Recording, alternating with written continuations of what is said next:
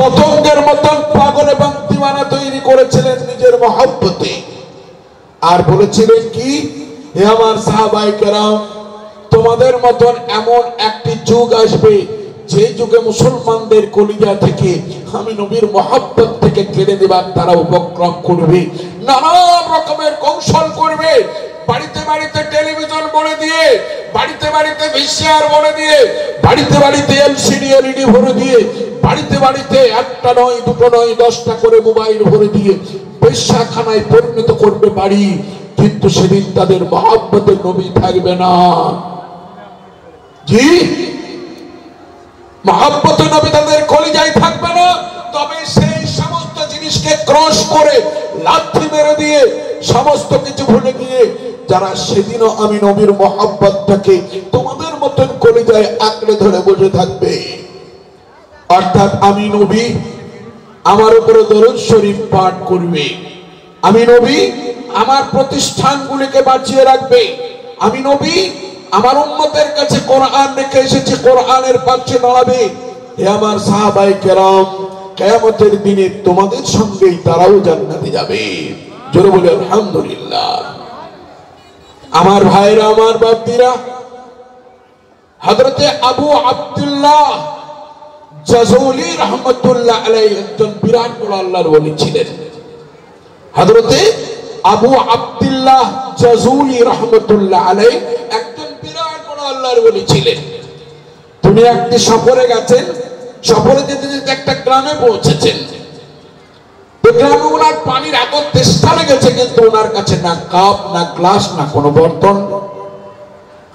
একটা বাড়ির কাছে পৌঁছেছেন, তা দেখছেন ছাদের উপর থেকে একটা বাচ্চা মেয়ে টুকটুক করে তাকিয়ে তাকিয়ে দেখছে। আর হযরত এদিক ওদিক কাউকে দেখতে পাচ্ছেন না, পানি পান করবেন। মেয়েটিকে দেখে বলেছেন, মা, এই সামনে একটা কুয়া দেখতে পাই, এটার পানি তোলবার জন্য একটা রশি আর একটা বালতি কিংবা একটা কোনো মগের দরকার, তুমি দিতে পারো? আমার ব্যবস্থা করে দিতে পারো? মেয়েটি বলছে, হুজুর আপনার নাম? বলে, আমার নাম আবু আব্দুল্লাহ জাযুলি। মেয়েটি বলছে, আপনি তো মিশর কান্ট্রির সব থেকে বড় আল্লাহর ওলি। কেমন আল্লাহর সঙ্গে বন্ধুত্বালি পাতিয়েছেন যে একটা কুয়ায় পানি তুলবেন তো আমার কাছে সাহায্য চাইছেন, একটা বালতি আর একটা রশি দরকার বলছেন। মেয়েটি বলতে বলতে নিজের মুখের সামান্য থুতু কুয়ায় ফেলে দিয়েছে। যেমন ফেলে দেওয়া, অটোমেটিক কুয়া থেকে পানিটি আস্তে আস্তে উঠতে উঠতে একদম উপরে উঠে গেছে। নেন হুজুর, আপনি পানি যত পান করবেন পান করে নেন, যা দরকার নিয়ে নেন, পানি আবার নেমে যাবে। যেমন হযরতের পানি দরকার পড়লো, নিলেন, পানি অটোমেটিক নেমে চলে গেল। আল্লাহর ওলি হযরতে আবু আব্দুল্লাহ নিজেকে অত্যন্ত কাকুতি মিনতি স্বরে বললেন, মা, এ ক্ষমতা, এ বিলায়েতি, এই আল্লাহর সঙ্গে এত মজবুত কানেকশন তুমি কেমন করে অর্জন করলে? বলে, হুজুর, আমি যখন সকাল বেলায় উঠি, আল্লাহর নবীর উপরে দরুদ শরীফ পাঠ করতে করতে উঠি, যতক্ষণ পর্যন্ত আমার দুনিয়ায় চোখ খোলা থাকবে ততদিন পর্যন্ত আমি কোটি কোটি বার নবীর উপরে দরুদ পড়েই চলে যাব। এটা আমার অন্তরে গেঁথে নিয়েছি। আমি আল্লাহ তাআলার জিকির করার পরে পরেই আমি ভাই যখন খাই কিংবা চলি, তখন আল্লাহর জিকির করার পরে পরেই আমি নবীর উপরে দরুদ শরীফ পাঠ করি। প্রত্যেকদিন কয়েক লক্ষ বার নবীর উপরে দরুদ শরীফ পাঠ করা হয়ে যায়। হঠাৎ কোটি কোটি বার দরুদ শরীফ পাঠ করার পর আমি যখন একটু শিয়ানা হলাম, দেখলাম আমি যা বলছি দুনিয়ায় তাই হয়ে যাচ্ছে। জোরে বলে সুবহানাল্লাহ। আমার ভাইরা, আমার বাপদিরা, নবীর সঙ্গে মহব্বত কম হওয়ার কারণে আজ দুনিয়ার দিকে আমাদেরকে ধাবিত হতে হয়েছে। আল্লাহ নবীর সঙ্গে যদি আসল গোড়ার সঙ্গে আমাদের সম্পর্ক মজবুত থাকতো, তো আমাদের ফুলের সুগন্ধ থাকতো। থাকতো না? থাকতো না? একটি গাছে একটি ফুল আছে, এই ফুলটির নাম গোলাপ। সারা পৃথিবীতে তার সৌরম্বিত ক্ষমতা এবং সংবন্ধিত ক্ষমতা চারিদিক ছড়িয়ে যায়, যতক্ষণ পর্যন্ত সে তার জড় এবং মূলের সঙ্গে লেগে থাকে। কিন্তু ওই ফুলটাকে কোনো মানুষ কিংবা ছেলে ছোকরা যদি ছিঁড়ে ফেলে দেয়, তাহলে কতক্ষণ পর্যন্ত আর সেন্ট থাকবে? কিছুক্ষণ আর সেন্ট থাকবে। বাড়বে না, একটু কমেই যাবে কমেই যাবে, কমতে কমতে কমতে কমতে এমন দুর্দশা হবে কোন বাচ্চা ছেলেতে এসে তার পাপড়িগুলো এবং নানাগুলো ছিঁড়ে কোটি কোটি করে রাস্তায় ছড়িয়ে দেবে, মানুষ তার উপরে জুতো পায়ে দিয়ে চলে যাবে, ভুলটির জীবন শেষ হয়ে যাবে, ওর সৌরম্ভিত ক্ষমতা আর সৌগন্ধিত ক্ষমতা সব মিসমার হয়ে যাবে। কেন? সে তার আসল জড় এবং আসল মনের সঙ্গে সম্পর্ক বিচ্ছেদ হয়ে গেছে। আমার ভাই, আপনার আমার আসল মূল কোরআনে হাকিম, আপনার আমার আসল জড় রাসূল করিম সাল্লাল্লাহু আলাইহি ওয়াসাল্লামের সুন্নাত। সেই দুটো জিনিসকে ফেল করার কারণে, আসল জড় এবং আসল শেকড়ের সঙ্গে নিজেকে আলাদা করে নেবার কারণে আজ আপনার আমার এই দুর্দশা। জি আমার সম্মানিত ভাইরা, আমার বাপ্পীরা, আমি দুটো ঘটনা আপনাদেরকে বলবো, আপনাদের বুক ফাটা বেদনা নিয়ে চোখ দিয়ে পানি ফেলবো, তারপরে আমার বক্তৃতা ইনশাআল্লাহ আমি শেষ করব। আমার সম্মানিত ভাইরা, আমার বাপ্পীরা, আল্লাহ রাসূল সাল্লাল্লাহু আলাইহি ওয়াসাল্লাম সাহাবায়ে কেরামদেরকে কেমন করে তৈরি করেছিলেন দেখুন। জি কোরআন কাকে বলে, সহযোগিতা কাকে বলে, মানুষকে দিলে পরে কি হয়, আল্লাহর কোরআনের পাশে দাঁড়ালে কি হয়, সেটা প্রমাণ করব সাহাবায়ে কেরামদের ঘটনায়। আল্লাহ রাসূল সাল্লাল্লাহু আলাইহি সাল্লাম একদিন সাহাবায়ে কেরামদের সামনেই বলছেন, হে আমার সাহাবায়ে কেরামের দল,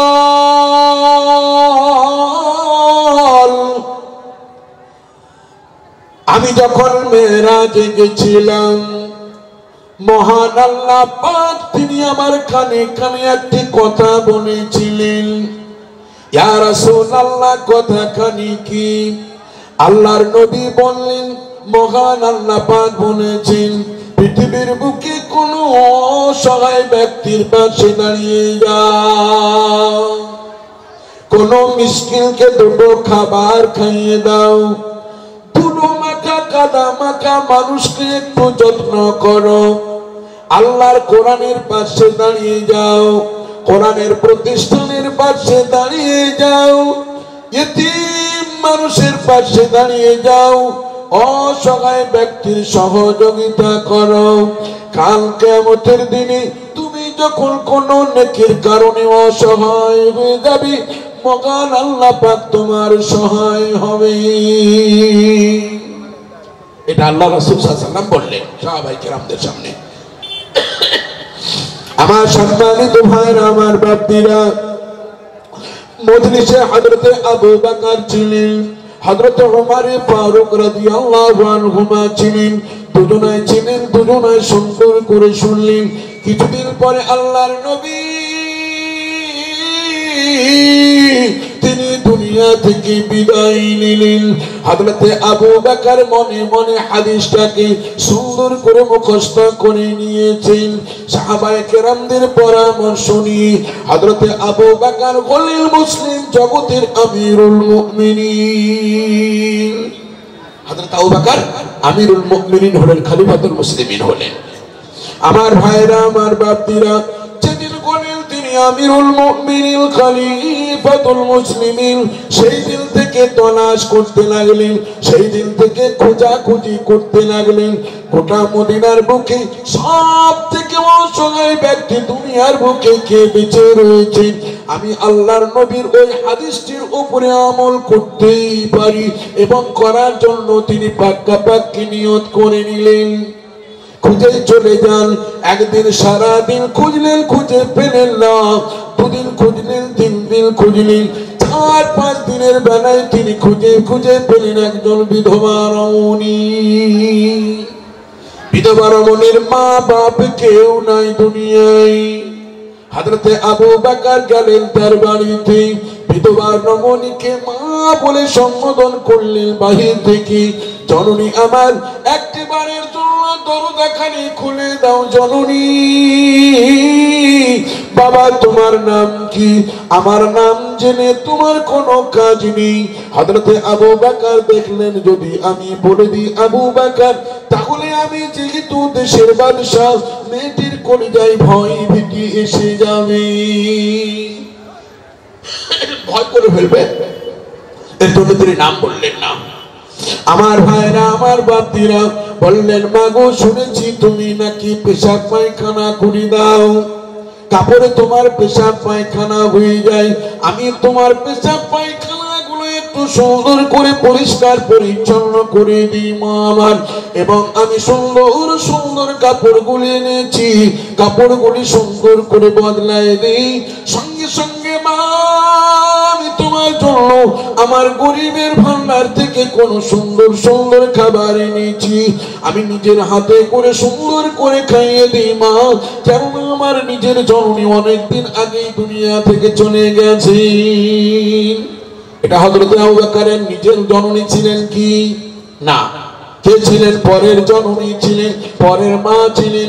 হযরত আবু বকর তার পেশাব পায়খানা সুন্দর করে ধৌত করলেন, ধুয়ে চলে যাওয়ার মনে মনে করেন ওগো নবীজি, আপনি যদি আপনার একজন কাফের বেঈমান মেহমানের যদি পায়খানা পরিষ্কার করতে পারেন, আমি আবু বকর আপনার পায়ের ধুলোর সমান আমার ইজ্জত খোদার কাছে নিশ্চয় নেই। হে রব্বুল আলামিনের হাবিব হুজুর, শুধুমাত্র আপনার হাদিসের উপরে এবং আপনার সুন্নতের উপরে আমল করার জন্য করতে যাচ্ছি। সুন্দর করে মায়ের পেশাব পায়খানা পরিষ্কার করে দিলেন, ঘর বাড়ি সুন্দর করে ঝাড়ু দিয়ে দিলেন, কাপড়গুলোকে সুন্দর করে বদলে দিলেন, খাবার দাবার যা এনেছিলেন ভালো করে সুন্দর করে মাকে খাইয়ে দিয়ে একটু দোয়ার দরখাস্ত জানিয়ে চুপ চুপ চুপ চুপ করে চলে গেলেন অর্ধেক বিশ্বজাহানের মালিক, অর্ধেক বিশ্বজাহানের খলিফা হযরত আবু বকর চলে গেলেন ওখান থেকে। আমার ভাইরা, আমার বাপদিরা, কয়েকদিন হয়ে গেল হযরত আবু বকর, হযরত ওমর রাত্রে চিন্তা করেন, হায় হায় হায়, নবীজির হাদিস খানি শুনলাম কিন্তু আমল করা বড় দেয়। গোটা মদিনায় কাউকে কেন খুঁজে পেলাম না, কোন জননীকে খুঁজে পেলাম না, কোন পুরুষকেও খুঁজে পেলাম না। হযরত ওমর, হযরত আমিরুল মুমিনিন খলিফাতুল মুসলিমিন হযরত ওমর ফারুক রাদিয়াল্লাহু তাআলা আনহু, তিনি এবার খোঁজাখুঁজি করতে লাগলেন, হায় আল্লাহ, দেখি আমি কোন মানুষ খুঁজে পাই কিনা। খুঁজতে খুঁজতে খুঁজতে খুঁজতে সেই মেয়েটিকে খুঁজে বের করেছেন, যেটিকে খুঁজে হযরত আবু বকর সেবা করেন। হযরত আবু বকর যেটাকে সেবা করেন, হযরত ওমর খুঁজে ওই মেয়েটাকে বের করেছেন। মনে মনে খুশি হয়েছেন। সকাল বেলায় চলে গেলেন একদিন, যাওয়ার পর বাহির থেকে আওয়াজ দিলেন, এই ঘরের ভিতরে কে আছো আমার জননী? বিধবা রমণী তিনি কথা বললেন, বাবা আমি আছি, কে তুমি? হযরত ওমর বললেন, মাগো আমি একজন রাস্তার পথিকের মতন, আমার নাম ওমর, মাগো একটিবারের জন্য দরজা খুলে দাও। কেন বাবা তুমি কি করবে? হযরত ওমর বললেন, মাগো তুমি একজন বিধবা রমণী, তোমার কোন সন্তান আদি খেদমতের জন্য নাই, শুনেছি তোমার মা বাপ আত্মীয় স্বজন পৃথিবীর বুকে কেউ নাই গো মা, আমি ওমর একটু তোমার সেবা করি, তোমার পেশাব পায়খানার কাপড়গুলি সুন্দর করে ধুইয়ে দিই এবং সঙ্গে সঙ্গে মাগো তোমাকে একটু খাইয়ে দিই, তোমার ঘর বাড়িটা সুন্দর করে ঝাড়ু দিয়ে দিই মা, এই উদ্দেশ্যের জন্য ওমর আমি এসেছি।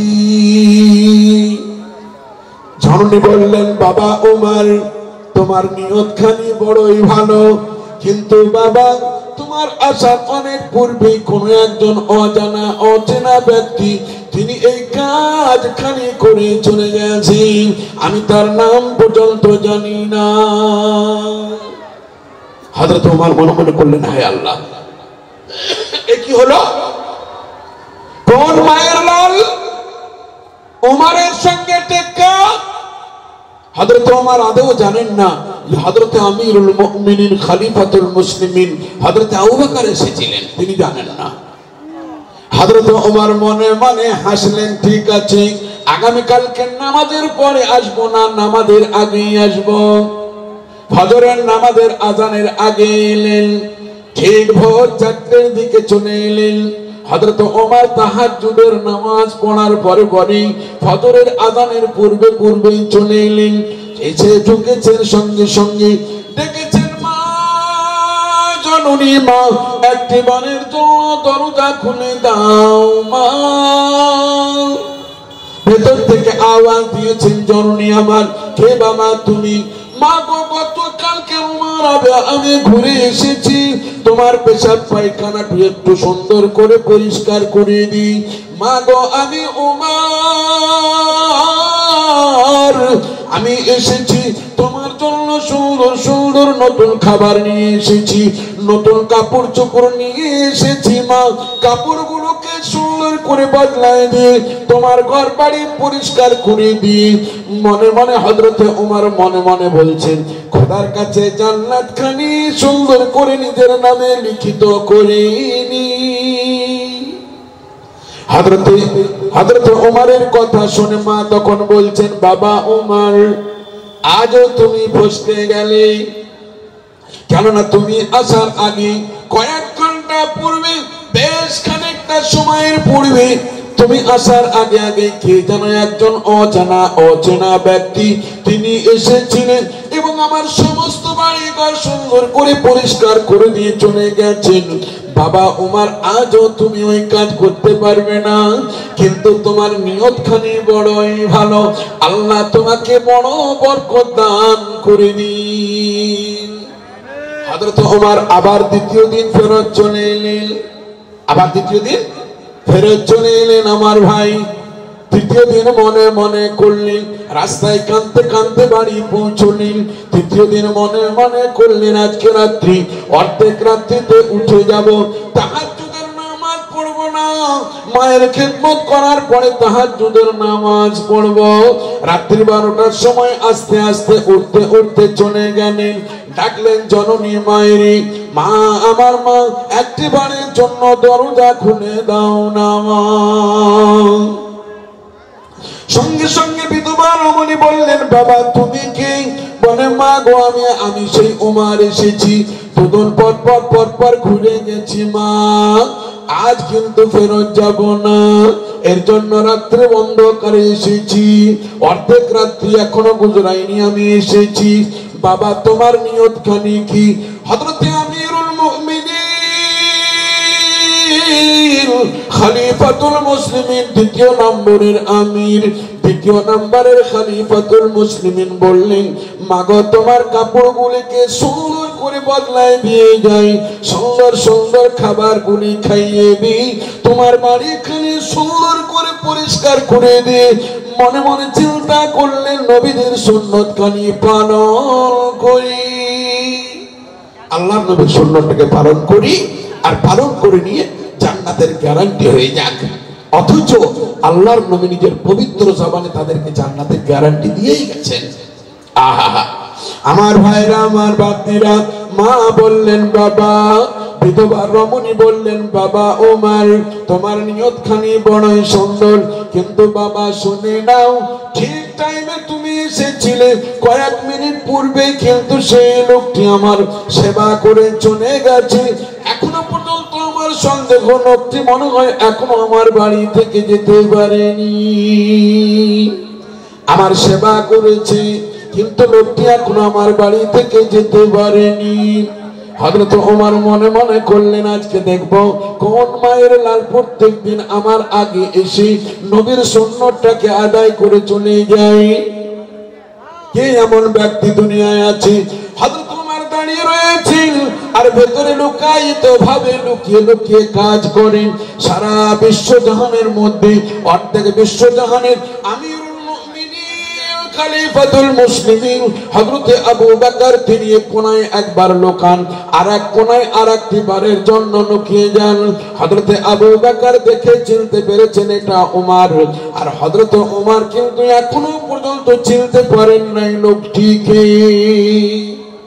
যখন খুঁজে পেলেন না, রাস্তায় দাঁড়িয়ে গেলেন, মেন সদর দরজায় দাঁড়িয়ে গেলেন, দেখি তো কোন দিক দিয়ে বেরোবি। হযরতে আবু বকর আস্তে আস্তে এলেন, তলের দিক দিয়ে পায়ে হাতের তল দিয়ে বেরিয়ে যাবার চেষ্টা করলেন, কিন্তু 5 পাখির মতন ছৌ মেরে হযরতে আবু বকরকে হযরতে ওমর ধরে ফেলেছেন। ধরার পরে যখন তার মুখের চাদর খানি যখন তুললেন, দেখছেন বিশ্বজাহানের অর্ধেক বিশ্বজাহানের যিনি সব থেকে বড় সুন্দরতম মানুষ খানি, বিশ্বের মধ্যে নবীর পরে পরে যার স্থান, আমিরুল মুমিনিন খলিফাতুল মুসলিমিন হযরতে আবু বকর দাঁড়িয়ে রয়েছেন। জোরে বলে সুবহানাল্লাহ। কে দাঁড়িয়ে রয়েছে? হযরত আবু বকর দাঁড়িয়ে রয়েছে। আমার ভাইরা, আমার বাপদিরা, হযরতে আবু বকরকে দেখে হযরতে ওমরের চোখ দিয়ে পানির বন্যা বয়ে চলে যায়, অশ্রুর বন্যা বয়ে চলে যায়। গদগদ কণ্ঠে ক্রন্দনী কণ্ঠে বললেন, হুজুর আপনি কেন এসেছেন? আপনি তো আল্লাহর নবীর সঙ্গে গারে সুরে সাপের দংশনের জ্বালা সহ্য করনেওয়ালা বন্ধু। ইয়া রাসূলুল্লাহ, আপনি তো ইয়া আল্লাহ, হে হযরতে আবু বকর, ইয়া আমিরুল মুমিনিন ওয়া ইয়া খলিফাতুল মুসলিমিন, হুজুর আপনি তো পৃথিবীর মানুষের সবথেকে এক নম্বরের জান্নাতি। আল্লাহর রাসূল আপনাকে বারবার বারবার জান্নাতের সুসংবাদ দিয়েছেন। ওগো নবীর এক নম্বরের বন্ধু, হুজুর আমি ওমর গুনাহগার, আপনি আবু বকর জীবনে এমন কোন পাপ করেননি, আমি ওমরের মতো পৃথিবীর মানুষ অত বড় পাপের সঙ্গে কেউ জড়ায়নি। আমি নবীকে তলোয়ার নিয়ে জবাই করতে গেছিলাম, আমি তলোয়ার নিয়ে আল্লাহর নবীকে জবাই করতে গেছিলাম। আমার মতন এত বড় পাপ কারোর মাথাতেই ঢুকবে না কোনোদিন। জি আমার ভাইরা, আমার বাপীরা, হযরতে আবু বকর দাঁড়িয়ে দাঁড়িয়ে কাঁদেন, হযরত ওমর দাঁড়িয়ে দাঁড়িয়ে কাঁদেন। আল্লাহর নবীর সাহাবী হযরতে আবু বকরকে হযরত ওমর বললেন, হুজুর আমি ওমর মনে হয় আমার আফসোসের কারণে কাঁদি, আপনি কেন কাঁদেন বলুন। হযরতে আবু বকর এমন একটি দামি কথা বলেছিলেন, সেই দামি কথার জবাব পৃথিবীর বুকে নাই। বিরাট বড় দামি কথা বললেন সেদিন। বললেন, ওমর আমি এর কারণে কাঁদি নাই যে এই মায়ের আমি সেবা করেছি আর তোমার কাছে আমি ধরা পড়ে গেছি, তার জন্য কাঁদি নাই। আমি কাঁদছি কেন জানো? আমি চেয়েছিলাম আমি যতদিন পর্যন্ত আমার এই মায়ের সেবা আমি করব, লুকায়িত ভাবে এই আমলটি আমি কিয়ামতের দিনে আল্লাহর সামনে তুলে ধরব, আমার মাগফিরাত হয়ে যাবে। কিন্তু ওমর তুমি বাজ পাখির মতন চেহারা, তোমার বাজ পাখির মতন তোমার স্মরণ আর তোমার ধাঁচা, তাই তোমার কাছে আমি আজ এড়িয়ে যেতে পারলাম না, এই দুঃখে আমি কাঁদছি। আমার সম্মানিত ভাইরা, আমার বাপীরা, হযরতে আবু বকর হযরতে ওমর দুজনেই জান্নাতের গ্যারান্টি পাওয়া সাহাবী। আল্লাহ রাসূল সাল্লাল্লাহু আলাইহি সাল্লাম যার জন্য বললেন আবু বকরের এক রাত্রের নেকি সারা পৃথিবীর আউলিয়ায়ে কেরাম, সাহাবায়ে কেরাম, তাবেঈন, তাবেঈন, আইম্মায়ে মুজতাহিদিন, এক কথায় সারা পৃথিবীর মুসলমান এবং সুলাহা, মুত্তাকিন, পরেজগার, মুমিন, মুমিনাত সকলের নেকিকে এক পাল্লায় রাখা হবে, আর আমার আবু বকরের একটি রাত্রের নেকিকে এক পাল্লায় রাখা হবে। যে রাত্রে অন্ধকারে আবু বকর নিজের স্ত্রী, পুত্র, ছেলে মেয়ে, দিন ও দুনিয়ার সমস্ত কিছু মহব্বতকে উজাড় করে দিয়ে আমি নবীর সঙ্গে দেশ ছেড়ে যেদিন বিতাড়িত হয়, আর গারে সৌরে আমার সঙ্গে লুকিয়েছিল, সাপের দংশনের জ্বালা সহ্য করে নিজের পায়ের উড়ুতে নিজের রানের উপরে মাথা দিয়ে যেমন করে কোরআন শরীফকে রেলের উপরে রাখা হয়, ঠিক সেই রকম করে আমার মাথাটিকে নিয়ে আমাকে আরাম করতে দিয়েছিল, আর নিজে সাপের দংশনের জ্বালা সহ্য করেছিল। সেই রাত্রের নেকি সারা পৃথিবীর মুমিন মুমিনাতদের নেকির থেকেও অনেক অনেক গুণ বেশি আল্লাহর নিকটে পছন্দ হবে। জোরে বলে সুবহানাল্লাহ। ইনি হচ্ছেন হযরত আবু বকর। দ্বিতীয় নম্বর জান্নাতের সুসংবাদ যাকে দিয়েছিলেন ওমর, তোমার জান্নাতের বিল্ডিং আমি নিজের চোখে দেখে এসেছি, সবুজ রঙের সোমারচাঁদ দিয়ে, সবুজ রঙের জওহারাত দিয়ে তোমার বিল্ডিং তৈরি করা হয়েছে, আল্লাহ পাক তৈরি করেছেন। আর জান্নাতের উপরেই লেখা আছে, পেছানিতে লেখা আছে, এটা ওমরের জান্নাত। হযরত ওমর বললেন, হুজুর তাই? তাহলে আল্লাহ যদি আমার জন্য জান্নাত বানিয়েই থাকেন, আর আপনি যদি আমার জান্নাতের গ্যারান্টি আপনি যদি দেন, হুজুর আমার মতন কপালার কার হবে? হযরত ওমর সেদিন কেঁদেছিলেন। নবী জিজ্ঞেস করলেন, কাঁদলে কেন? বলে, হুজুর এটা দুঃখের পানি নয়, এটা আনন্দের পানি। আমার ভাইরা, আমার বাপদিরা, এই হযরত ওমর তারা রাত্রির অন্ধকারে বিধবা রমণীর কি করতে যান? চ্যালেঞ্জ করতে যান, এক অপরের সঙ্গে তর্কাতর্কি করে। আমি আমল করব না, আবু বকর করবে। হযরত আবু বকর মনে মনে করেন আমি করব, পৃথিবীর কোন মানুষ করবে না। হযরত ওমর মনে মনে করেন না, নবীজির হাদিসটির উপরে আমল করব, কেউ করুক আর না করুক। আজ আমরা লক্ষ্য করি, আমরা সব সময় দেখি এই কাজটা নবীর সুন্নাত এবং তার বিরোধিতায় যে সমস্ত বেঈমানি কাজগুলো আছে, এই বেঈমানি কাজগুলো আমাদের সমাজের কোন কোন মানুষ করছে। তখন আমরা দলিল দিয়ে অমক করছে, অমক করছে, অমক করছে, কোনো কথা নাই, আমি করছি বলে এত কথা। আমার সম্মানিত ভাই, এর জন্য আজ আমরা ইনশাআল্লাহ চ্যালেঞ্জ করে একটা কাজ করব, নবীর সুন্নাতকে সামনে রেখে পৃথিবীর প্রত্যেকটা কৃষ্টি কালচারকে ধূলিসাৎ করব। জোরে বলি ইনশাআল্লাহ। নাম্বার 2, আমার সম্মানিত ভাইরা, আমার বাপদিরা, আল্লাহ রাসূল সাল্লাল্লাহু আলাইহি ওয়াসাল্লামের আরেকটি মারাত্মক বাণী রয়েছে। আল্লাহর নবী বলেছেন, পবিত্র মুসলিম শরীফের রিওয়ায়াত, রাসূল করিম সাল্লাল্লাহু আলাইহি ওয়াসাল্লাম বলেন, যদি কোনো মানুষ কোন অনুষ্ঠানে কিংবা কোন প্রতিষ্ঠানে কিংবা যে জায়গায় মানুষের অর্থের দরকার, সেই জায়গায় যদি অপ্রত্যাশিত অর্থাৎ যতটুকু আশা করবে তার থেকে যদি অধিক দেয়, কিয়ামতের দিন আল্লাহ পাক তার কলিজা ঠান্ডা করে দেবেন। আমি একটা আজব ঘটনা আপনাদেরকে বলি।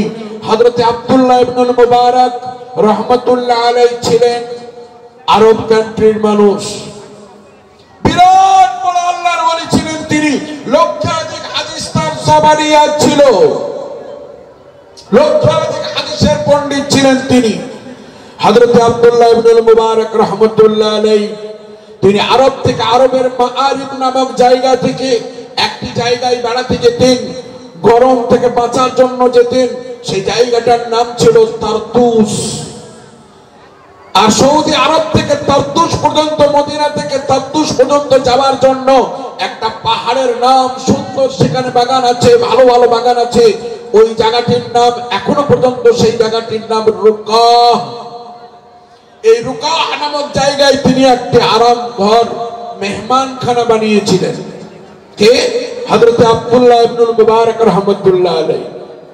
তিনি যখন ওই রুকাহ নামক জায়গায় যেতেন, কিংবা যখন তিনি নিজের সরাইখানায়, নিজের মেহমানখানায় যখন তিনি যেতেন ওই তারতুস নামক জায়গায়, তো বড় বড় আল্লাহর ওলিরা, বড় বড় হাদিসের পণ্ডিতরা আসতেন আর হযরত আব্দুল্লাহ ইবনুল মুবারকের কাছ থেকে জ্ঞান অর্জন করতেন। বড় বড়, জি, একজন নওজওয়ান আসতেন চুপ চুপ করে, একদম নবযুবক, তিনি আসতেন, নামাজ কালাম শিখতেন, হাদিসের উক্তি এক একটা মুখস্থ করতেন আর হযরতের খেদমত করতেন। আল্লাহ তাআলার কুদরত, হঠাৎ করে হযরত একদিন এলেন আব্দুল্লাহ ইবনুল মুবারক রাহমাতুল্লাহ আলাইহি, এসে নওজওয়ানের সঙ্গে দেখা হলো না। একদিন যায়, দুদিন যায়, তিন দিন যায়, মোলাকাত হলোই না। জিজ্ঞেস করলেন মানুষদেরকে, আমার নওজওয়ানের কি হলো, আমার ওই খাদেমটার কি হলো? বলে, হুজুর আপনার ওই খাদেম না, আপনার ওই খাদিম টাকা ধার করে ফেলেছে মেলা। টাকা ধার করে ফেলেছে না? তো হ্যাঁ। কত টাকা? তা হুজুর 700 টাকা। কয়েকজন মানুষ যখন বলল হযরত আব্দুল্লাহ ইবনুল মুবারক রাহমাতুল্লাহ আলাইহি, তখন সেই নওজওয়ানকে বাঁচানোর জন্য তিনি করলেন কি, 700 টাকা তো ক্যাশিয়ারকে ডাকলেন, নিজের খাজানচিকে ডাকলেন। ব্যবসায়িক মানুষ ছিলেন হযরত আব্দুল্লাহ ইবনুল মুবারক রাহমাতুল্লাহ আলাইহি। ডাকলেন, ডেকে একটা চিঠিতে এই লোকটিকে লিখে দিলেন। চিঠিতে লিখে দিলেন, ক্যাশিয়ার বা আমার খাজানচি, এই লোকটি আমার চিঠি নিয়ে যাবে, এই লোকটিকে যাওয়া মাত্রই 7,000 টাকা দিয়ে দিও। ধার ছিল কত? 700, আর দেওয়া করাচ্ছেন কত? 7,000। এই লোকটি নিয়ে চলে গেছে খাজানচির কাছে। হুজুর পাঠালেন, চিঠিতে লিখে দিয়েছেন কি। পড়ার পর তিনি মনে মনে করলেন, জিজ্ঞেস করেই দেখি, বাবা তোমার ধার কত, তোমার ঋণ কত? বলে হুজুর আমার ঋণ 700 টাকা। মনে মনে করলেন, হয় না হয় হুজুর কলমে লিখতে গিয়ে ভুল করেছেন। তাই চিঠির নিচে অংশে লিখে পাঠালেন, হুজুর এই লোকটির ধার কিন্তু 700 টাকা, আর কলমের ভুলে মনে হয় 7,000 টাকা লেখা হয়ে গেছে। এর জন্য হুজুর আপনি উল্টো পেটে সঠিক টাকাটা লিখুন, আমি দিয়ে দেব। হযরত আব্দুল্লাহ ইবনে মুবারক রাহমাতুল্লাহ আলাইহি তিনি কাগজের উল্টো পিঠে সব পড়লেন। পড়ার পর নিচে সবগুলোকে কেটে দিয়ে নিচে লিখলেন, তুমি যদি আমার মনিব হও তাহলে আমার জায়গায় এসে বসো, আমি তোমার জায়গায় চাকর হয়ে বসি। আর যদি তুমি চাকর হও, আবার নিচে লিখে দিলেন, যদি তুমি চাকর হও তাহলে এই লোকটিকে আর 7,000 নয় বরং 14,000 টাকা দিয়ে দিও। দিতে দেরি হলে পরে 28,000 টাকা লিখতে আমি বাধ্য হব। কি বললেন? দিতে দেরি হলে পরে 28,000 টাকা দিতে বাধ্য হব। ভয়ে ভয়ে খাজানচি করে দিলেন কি 14,000 টাকা দিয়ে দিলেন। একদিন হুজুর ভালো মনে আছে তো খাজানচি জিজ্ঞেস করছেন, হুজুর লোকটার ধার ছিল মাত্র 700 টাকা, আর আপনি 7,000 টাকা কেন দিতে বললেন? আর আমি যদি আবার বেয়াদবি করলাম তো আমাকে আবার শাস্তি দেওয়ার জন্য আপনি আপনার টাকা ফিরিয়ে দিলেন, দিয়ে 14,000 টাকা লিখলেন কেন? হযরত আব্দুল্লাহ ইবনে মুবারক রাহমাতুল্লাহ আলাইহি বললেন, হে আবার খাজানচি,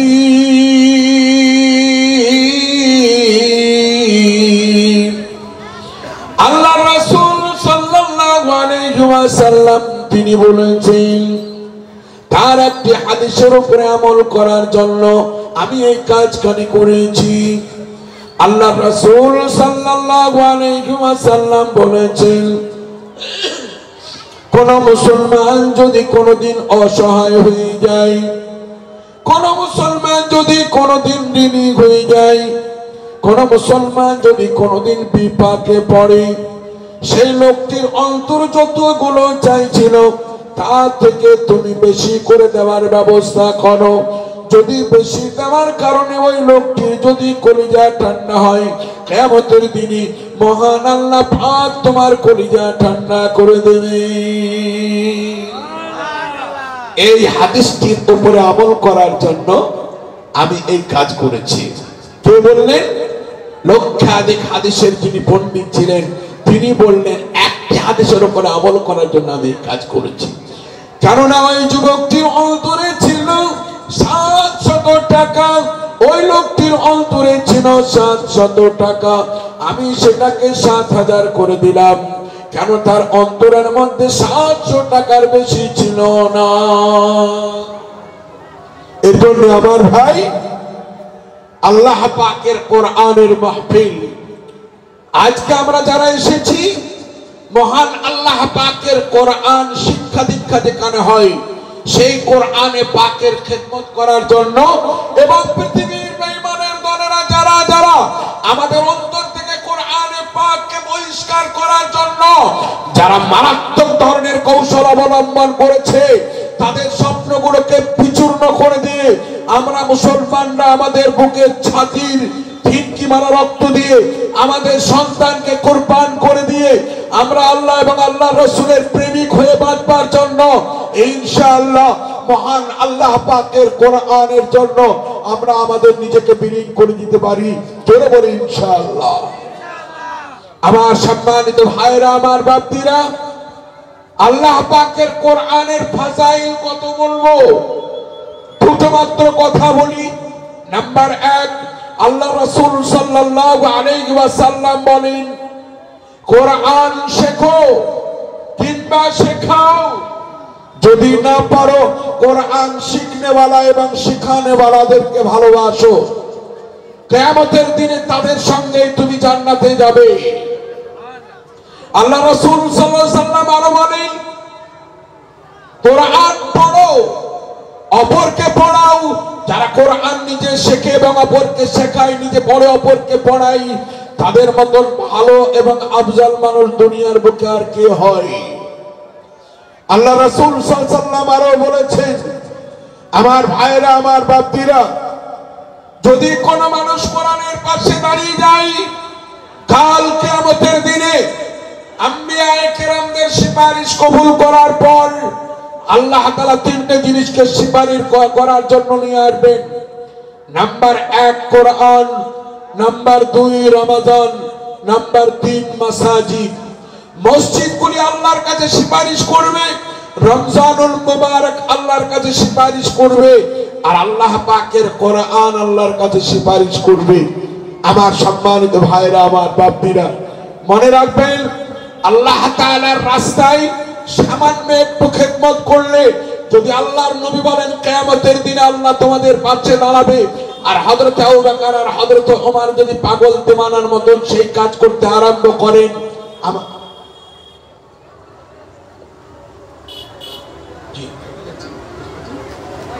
জি আল্লাহ রাসূল সাল্লাল্লাহু আলাইহি ওয়াসাল্লামের দুজন সাহাবী একটি হাদিসের উপরে আমল করার জন্য তারা পাগল দিওয়ানা হয়ে গেলেন এবং এক অপরের সঙ্গে তর্কাতর্কি করে রাত্রে অন্ধকারে সেবা করতে গেলেন। কেন? আল্লাহর নবী বলেছেন, তোমরা অসহায় ব্যক্তির পাশে দাঁড়িয়ে যাও, কিয়ামতের দিনে আল্লাহ তোমাদের পাশে দাঁড়িয়ে যাবেন। আমার ভাই, তাহলে যদি একজন বিধবা রমণীর সেবা করে এত বড় সম্মান পাওয়া যায়, আজ যে কোরআনকে বিলুপ্ত করার জন্য কোন সময় নকল কোরআন, কোন সময় কাদিয়ানীদের নাম দিয়ে, কোন সময় খ্রিস্টীয় জগতের নাম দিয়ে, কোন সময় আরো নানান রকমের বিতৃষ্ণামূলক বিশৃঙ্খল কোন জাতিকে খাড়া করে দিয়ে আল্লাহ পাকের কোরআনকে বিলুপ্ত করার অপচেষ্টা পৃথিবীর বুকে চলছে। আমার ভাইরা, আমার বাপ্তিরা, এই সময় যদি আপনি আমি আল্লাহর কোরআনের পাশে দাঁড়াই, মনে রাখবেন কিয়ামতের দিন আল্লাহ পাক আপনার পাশে দাঁড়াবেন ইনশাআল্লাহ। জি, এর জন্য আমার ভাই, আমি আপনাদেরকে এর থেকেও মূল্যবান কথা শোনাবো, কিন্তু তার আগে আমি একবার দেখতে চাই